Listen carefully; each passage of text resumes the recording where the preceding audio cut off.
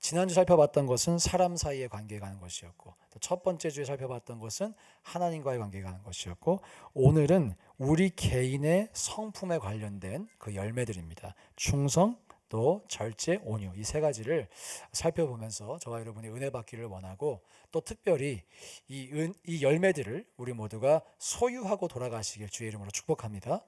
먼저 충성을 살펴볼 텐데요. 충성은 영어로 faithfulness입니다. faithfulness. 헬라어 단어는 피스티스라고 하는 단어가 사용됐어요.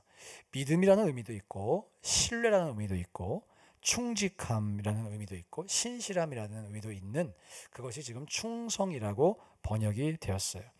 이런 동일한 헬라어 단어가 쓰여진 본문이 이런 본문입니다. 마태복음 25장 21절에 착하고 충성된 종아, 착하고 충성된 종아 할 때 이 단어가 쓰였고요. 또 고린도전서 4장 2절에 맡은 자들에게 구할 것은 충성이니라.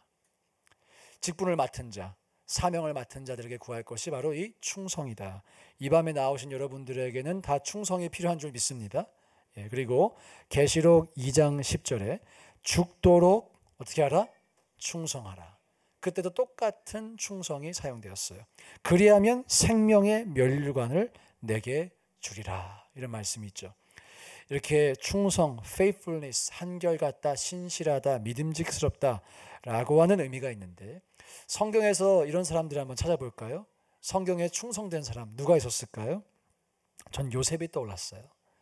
보디발의 집에 있을 때도, 감옥에 있을 때도, 또 총리가 되어서도 자신의 삶은, 또 직업은 항상 변화가 됐지만 언제 어디서나 하나님께 충성됐죠.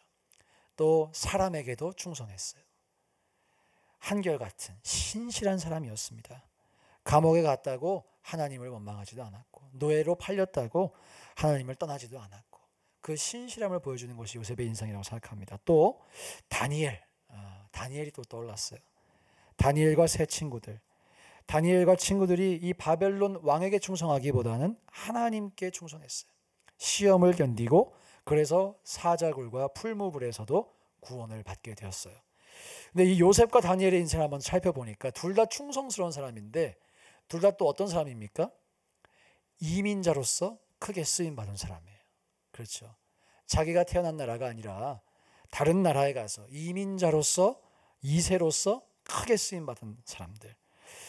전 저와 여러분들이 이러한 은혜가 이민자로서의 길을 축복합니다.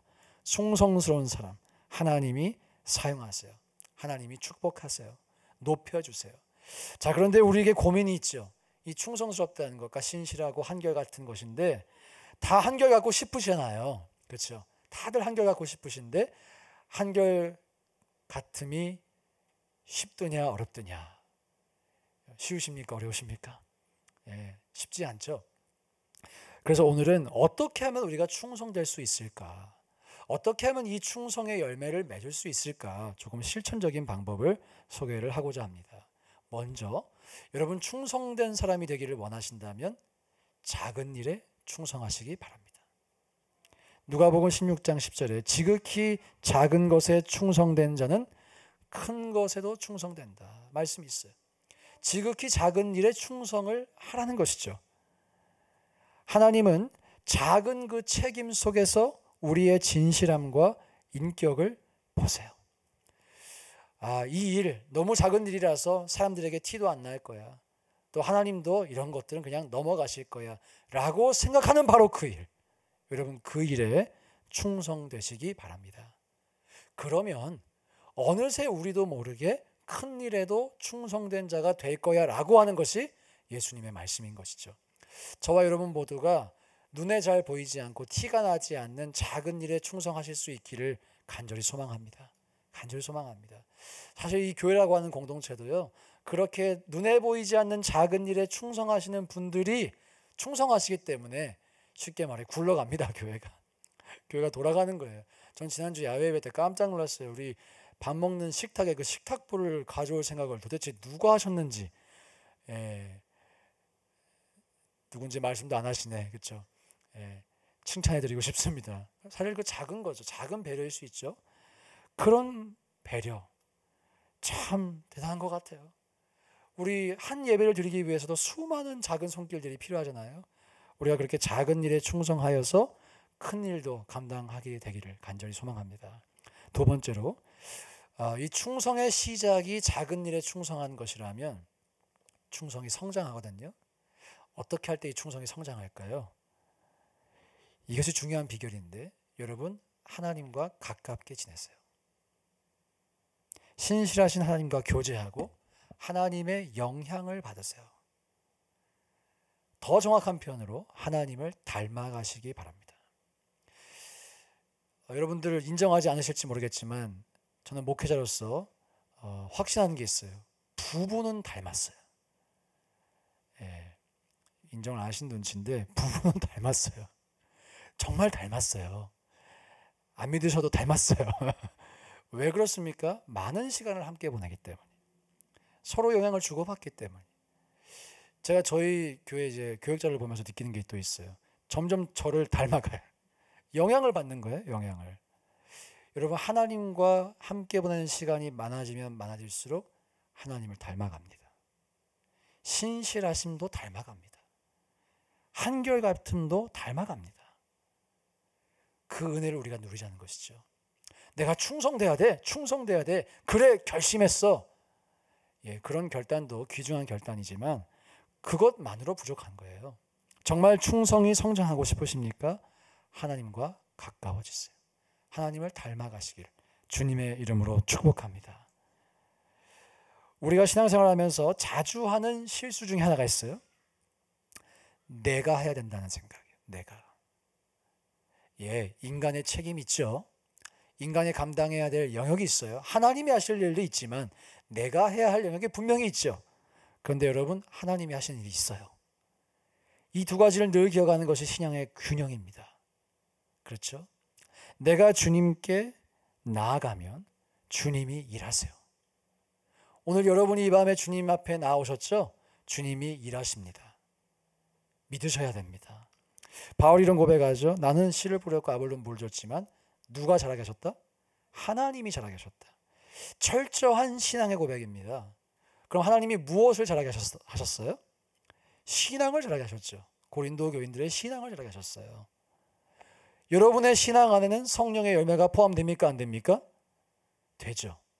무엇을 우리가 성령의 열매를 맺겠어요? 하나님이 자라게 하심으로 맺습니다. 이해가 되시죠? 열매라는 용어도 자라게 하신다는 용어도 다 농사 용어잖아요.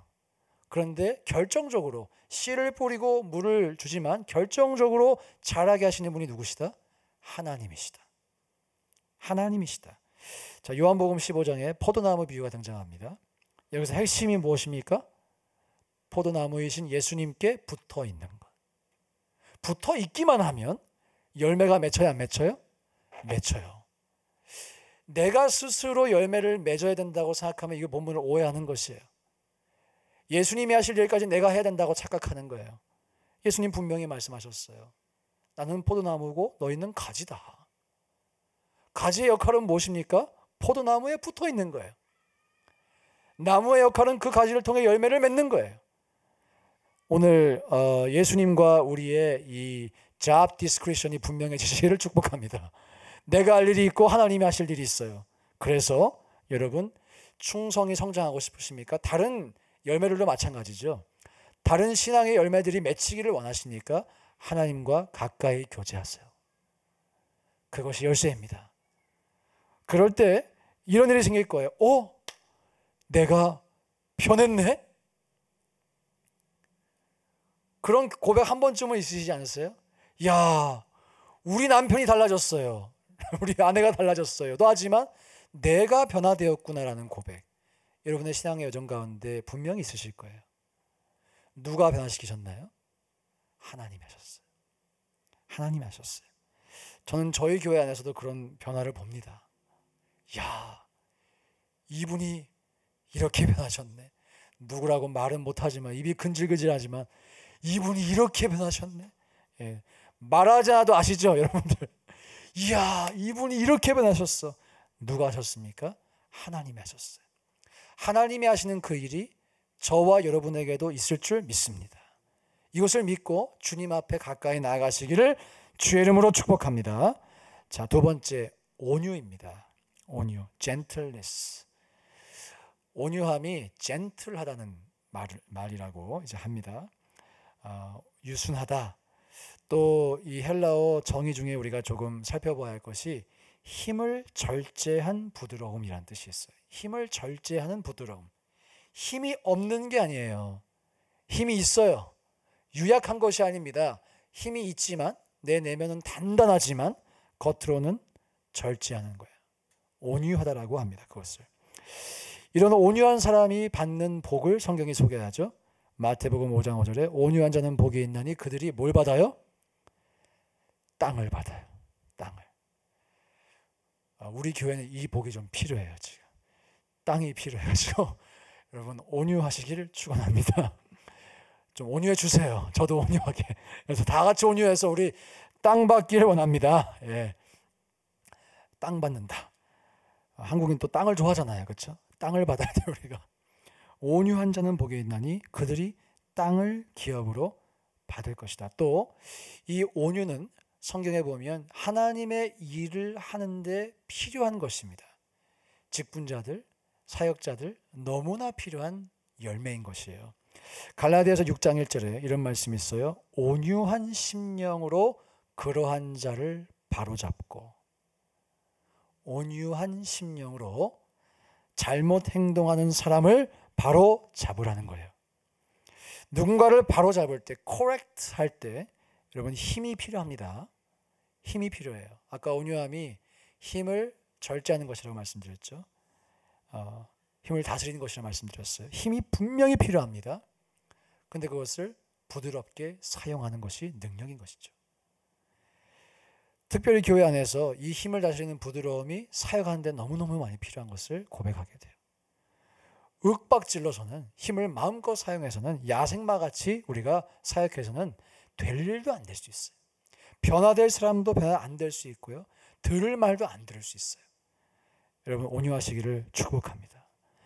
에베소서 4장 1절과 2절에 비슷한 맥락의 말씀이 있어요. 그러므로 주 안에서 갇힌 내가 너희를 권하노니 너희가 부르심을 받은 일에 합당하게 행하여.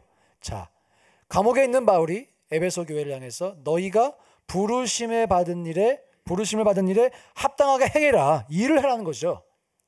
그러면서 뭐라고 하냐면 모든 겸손과 온유로 해라. 일을 할 때, 사역을 할 때, 부르심을 받은 그 일을 감당할 때 겸손과 온유로 사역해라. 온유함이 없이는 사역할 수가 없습니다. 온유함이 없이는 교회가 이 하나님의 일을 감당할 수가 없습니다. 저와 여러분 온유할 수 있기를 주의 이름으로 축복합니다. 그리고 이 온유를 모든 사람에게 나타내라고 했어요.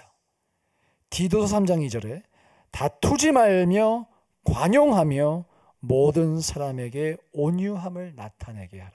우리 사람들과의 관계에 있어서도 다투지 말고 관용하고, 지금 이 센텐스가 똑같은 말이 이렇게 리프레이즈에서 다시 나오는 거죠.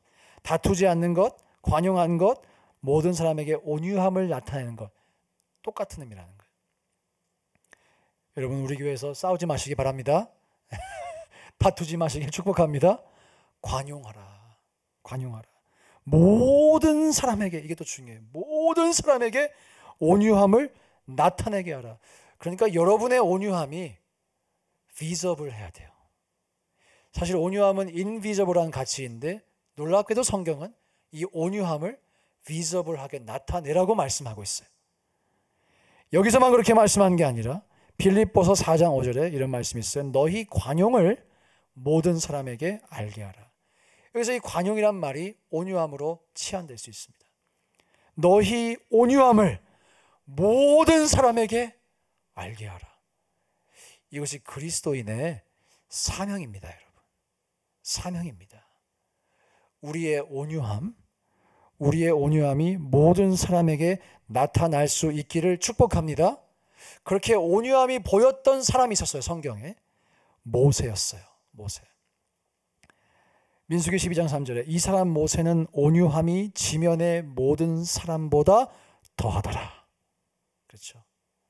물론 모세도 말년에 안타까운 실수를 하기는 했지만, 그러나 전 인류 중에서 온유함이 지면의 모든 사람보다 더하더라라고 하는 칭찬을 받은 사람이었어요.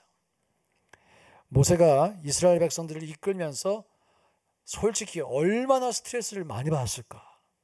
저 상상해 봅니다. 이 목회자들의 모범이 된 사람이 모세거든요. 힘들면 출애굽기를 봐라 이런 말이 있어요. 얼마나 속을 썩었겠는가.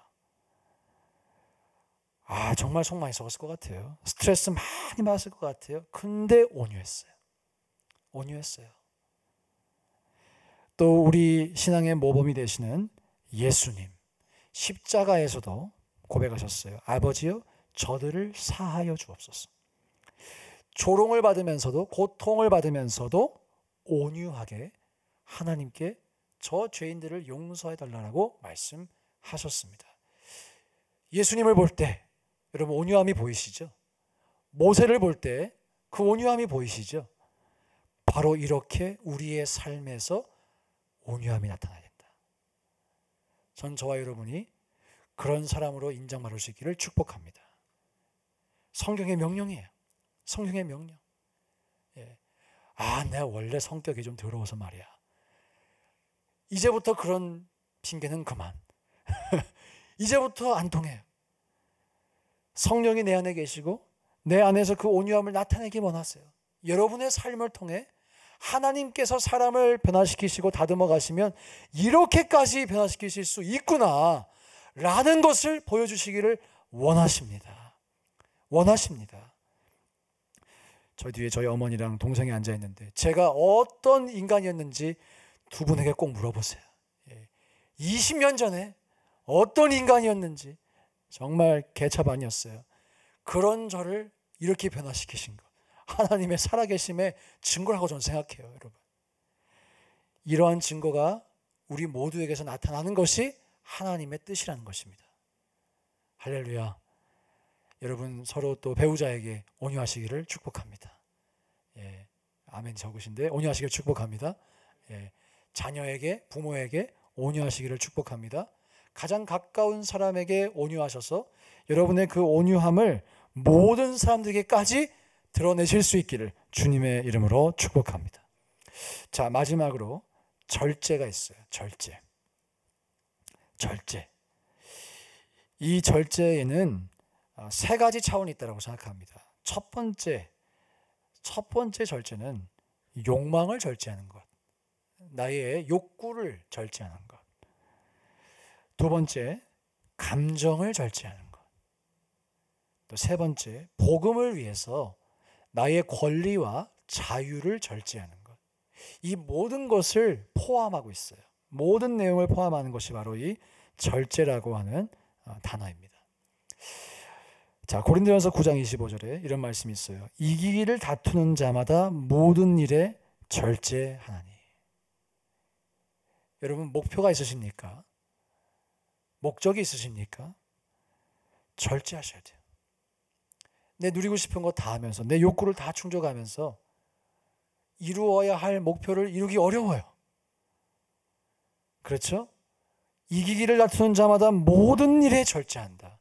이 말씀을 우리는 깨달아 기억해야 할 것입니다. 베드로후서에서도 신의 성품을 얘기하면서 또 나와요. 지식의 절제를, 절제의 인내를. 잠언에서는 이 절제에 대해서 좀 경고의 말씀을 줍니다. 25장 28절에서 자기의 마음을 제어하지 아니하는 자는 성읍이 무너지고 성벽이 없는 것 같으니라. 여러분 만약에 절제를 못 하신다, 방탕하게 사신다, 성읍이 무너지고 성벽이 없는 것 같다는 거예요. 그 당시에 성읍과 성벽은 그 성을 보호하는, 사람들을 보호하는 방패와 같은 역할을 하는 것이죠. 요새와 같은 역할을 하는 것이죠. 성벽이 무너지면 어떻게 될까요? 누구나 들여와서 노략질해 갈 수 있습니다. 여러분 절제를 가지는 것은 영적으로 정말 중요합니다. 이런 점에서 우리가 절제하지 않으면, 방탕하게 살기 시작하면 마귀가 아무 때나 들어와서 우리의 마음을 노략질할 수 있다는 거예요. 이런 점에서 여러분의 욕망을 절제하시기를 축복합니다. 우리의 감정, 이 감정 절제해야 돼요. 감정을 다스릴 줄 알아야 돼요. 감정도 절제하게 되시기를 주님의 이름으로 축복합니다. 감정과 연관되는 것도 있죠. 생각. 왜 감정이 그렇게 다스려지지 않아요? 생각 때문에. 생각. 육신의 생각은 사망입니다. 영의 생각은 생명과 평안입니다. 여러분들이 생각과 감정을 다스리는 절제의 열매를 얻으시기를 축원드립니다. 자, 근데 이것도 우리의 능력으로 되면 얼마나 좋겠어요. 지금 아멘은 하시지만 잘 되세요, 안 되세요? 안 되니까 기도하는 거예요. 안 되니까 기도하는 거예요. 성령의 충만을 사모하는 거예요. 너무나 신기하게 기도했을 때 성령이 부어지고 우리의 마음이 새로워지는 역사가 있다는 것입니다. 있다는 것입니다. 제 신학교 동기 중에 한 명이 이제 신학교 다니다가 글쎄 결혼을 앞두고 있던 그 자매와 헤어지는 이별을 하게 됐어요. 이별을. 얼마나 낙담을 했는지 결혼하려고 다 준비해 놓고 이별을 하게 됐어요. 그런데 이분이 다음 날 완전히 다른 모습으로 나타난 거예요. 그래서 동기들이 너무 마음이 어려가지고 이게 이렇게 됐나 싱글벙글하면서 나타난 거예요. 그래서 물어봤어요. 무슨 일이 있었냐고. 본인이 전날 철야기 돌렸대. 철야기도 하면서 내가 이 감정에 노예가 되지 않도록 하나님 나를 지켜달라고 그렇게 기도를 꼬박 하고 나니까 정말 괜찮더래요. 한 3년인가 4년 교제했는데 그냥 잊어지더래요. 괜찮게 되더래요. 성령의 역사입니다. 여러분, 감정과 생각이 영원할 것 같죠? 영원하지 않아요. 순간적으로 바뀔 수 있어요. 곰곰이 생각해 보세요. 나를 힘들게 하는 그 감정도 순간적으로 들어온 거예요. 그렇죠? 그럼 순간적으로 나갈 수 있어요. 내 힘으로 내보낼 능력이 없다면 성령께 간구하시길 축복합니다. 그래서 그 일이 일어나는 경험을 우리가 한 번이라도 한다면 또 하겠죠? 또 하겠죠? 또 하겠죠? 그러다가 절제의 열매가 맺히는 거예요. 성벽이 세워지는 거예요. 우리 안에 이러한 은혜가 있기를 주님의 이름으로 축원드립니다. 요셉이 보디발의 아내의 유혹을 견뎠어요. 욕망을 절제했어요. 보디발의 아내가 한두 번 유혹했겠습니까? 그 관계가 오랜 시간에 걸쳐 지속적으로 형성된 관계잖아요. 매일 얼굴 보는 사이예요. 요셉은 건강한 남성이었습니다. 그러나 그때마다 자기를 절제했어요. 감정을 지켰고 욕망을 지켰어요. 다윗이 사울을 죽일 수 있었는데 죽이지 않습니다. 이것도 절제죠. 그렇죠? 순간적인 마음으로 죽이고 싶죠. 내가 뭘 잘못했다고 당신에게 서운한 마음도 있고 억울한 마음도 있고 이렇게 고생하고 있는데 이 사람만 끝내면 나는 이제 자유야. 이런 마음도 왜 없었겠어요. 그리고 내가 이어서 왕이 될지도 몰라. 그러나 절제하였어요. 절제하였어요. 하나님의 기름 부음 받은 자를 내가 해하지 않겠다라는 믿음이 있었어요. 자신의 권리와 자유를 내려놓은 것입니다. 조금 더 고차원적인 절제라고 할 수가 있겠죠. 바울도 고린도전서 9장에서 이런 말을 합니다. 내가 다른 사도들처럼 먹고 마실 권리가 없겠느냐. 먹고 마실 권리. 아마 다른 사도들은 많이 먹고 마셨나 봐요. 바울은 그러질 못했고 내가 왜 먹고 마실 권리가 없겠느냐. 내가 왜 결혼할 권리가 없겠느냐. 내가 왜 사례비를 받을 권리가 없겠느냐. 자기의 권리가 있다고 말해요. 있어요. 충분히 성경적으로 그 일을 해도 괜찮아요. 그런데 그 권리를 포기했죠. 자유와 권리가 있다고 그것을 다 사용하지 않았어요. 그렇죠. 사용하지 않았어요. 마지막으로 예수님도 그것을 보여주십니다. 7일이면 천지만물을 다시 지을 수 있잖아요. 나를 핍박하는 저 상황 파악 못하고 있는 저 친구들 본태를 보여줄 수 있잖아요. 하지만 절제하세요. 자신의 권리를 포기하세요. 무엇을 위해서? 복음을 위해서. 복음을 위해서. 여러분, 저는 저와 여러분 안에 이러한 절제의 열매가 있기를 주님의 이름으로 축복합니다. 간절히 소망합니다. 욕망, 감정, 또 생각, 나아가서 우리가 가진 권리, 자유까지도 하나님의 복음을 위해 절제할 때 주님께서 과연 우리를 손해보게 하시겠습니까? 높이시면 높이셨지 낮추시지 않았어요. 여러분, 주님을 신뢰하세요. 좋으신 하나님을 믿으시기 바랍니다. 절제의 열매를 가지고 여러분의 삶에 도약이 있으시기를 주의 이름으로 축복합니다. 자, 이 성령의 열매 9가지 살펴봤는데요. 우리가 이 9가지와 함께 오늘 한 가지만 더 말씀드리고 마무리할게요. 여러분, 도전하시기 바랍니다. 절제의 다른 면은 어찌 보면 도전이에요. 여러분이 도전할 수 있다면 절제할 수 있고요. 절제할 수 있다면 도전할 수 있어요. 광야 생활하던 이스라엘 백성, 서라면 섰어요. 절제했어요. 가라고 할 때 어떻게 했어요? 갔어요. 도전했어요. 동전의 양면입니다. 서라면 서고 가라면 가는 것이 우리의 인생이에요. 절제할 수 있으십니까? 가라고 할 때 도전하시기 바랍니다. 다윗은 절제했던 사람이지만 담대하게 골리앗 앞에 도전했던 인물이에요. 그렇죠? 바울도 끊임없는 고난 속에서 자기를 절제하고 했지만 끊임없는 고난이 또 있을 걸 알면서도 다음 선교지로 도전했어요. 자, 여러분, 여러분의 삶에 지금 도전이 있으십니까? 중요한 퀘스천이에요. 솔직히 우리 미국 왜 왔어요? 도전하려고 오시지 않으셨어요? 지금 우리가 여기에 왜 있을까요? 하나님께서 우리의 그 마음의 소원을 들어주신 거예요. 들어주신 거예요. 이렇게 저렇게 우리의 목적과 우리의 방향을 많이 복음적으로 바꿔 오셨겠지만, 그러나 우리의 마음의 중심과 깊은 소원을 주님은 알고 계세요. 왜 모르시겠어요? 사랑하는 여러분, 도전하시길 축복합니다. 특별히 생각에 대한 말씀 드리고 싶어요. 아까도 우리 기도했는데요. 안 된다는 생각. 안 된다는 생각. 하나님께서 이건 아니야 라고 말씀하시기 전에는 불가능은 없는 줄 믿습니다. 우리가 멈춰서야 할 때는 멈춰서야죠. 하나님이 그 길이 아니라고 하시면 닫아야죠. 가지 말아야죠. 그런데 하나님이 아니라고 말씀하시지 않으셨는데 내가 안 돼. 이래서 안 되고 저래서 안 되고 어쨌든 안 돼. 라고 말하는 것이 여러분 믿음일까요? 불신일까요? 불신입니다. 이것도 교묘합니다. 겸손을 가정한 불신이에요.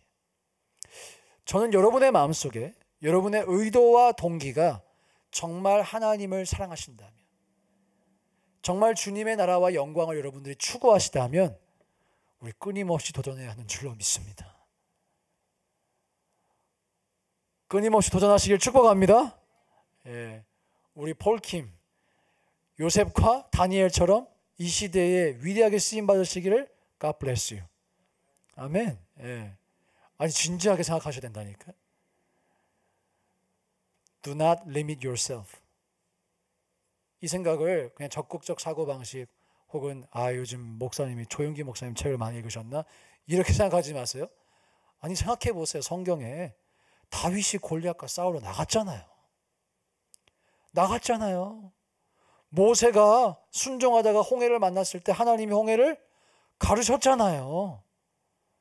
여러분, 여러분의 삶에 그런 일이 있는 게 정상이요? 아니요? 점점 대답이 줄어들어요. 정상이에요. 정상이에요. 할렐루야. 솔직히 우리 이민 와서 고생하시면서 성공도 하셨겠지만 안 된 일들도 있죠. 솔직히 안 되는 일들을 경험할 때 우리의 마음이 힘을 얻습니까? 힘이 빠지십니까? 힘이 빠지죠? 힘이 빠져요. 산 넘어 산이라 그러잖아요. 이것만 해결하면 저 길이 열릴 줄 아는데 오 마이 갓, 또 할 게 있어, 또 할 게 있어. 왜 이리 복잡하노? 무슨 일을 하려 해도 이렇게 복잡하고 정신이 없고 마음이 작아지고. 그럴 때 우리가 어떻게 해야 될까요? 기도하시기 바랍니다. 골방에 들어가셔서 기도하시기 바랍니다. 솔직히 이렇게 설교하는 저도 사역을 그만하고 싶을 때가 있었을까 없었을까. 굳이 답하지 않아도 아시겠죠. 올해 한 번 들어가지고 3번 있었어요. 3번. 야, 주일날 교회 오기 싫더라고요. 무엇이 제 마음을 변화시키는지 아세요? 야, 정말 힘들다. 기도할 힘도 없다. 그러면 여기 앞에 앉아서 찬양 부를 때 마음이 변화돼요. 누가 하신 일일까요? 하나님의 성령이 하신 일이에요. 여러분, 오늘 이 밤에 이 성령의 역사를 사모하며 나오신 줄 믿습니다. 저는 여러분의 마음속에 오늘 불을 받으시든지 새로운 영이 창조가 되시든지 새로운 꿈이 생기시든지 도전정신이 생기시든지 그러한 역사가 있기를 주의 이름으로 축원드립니다.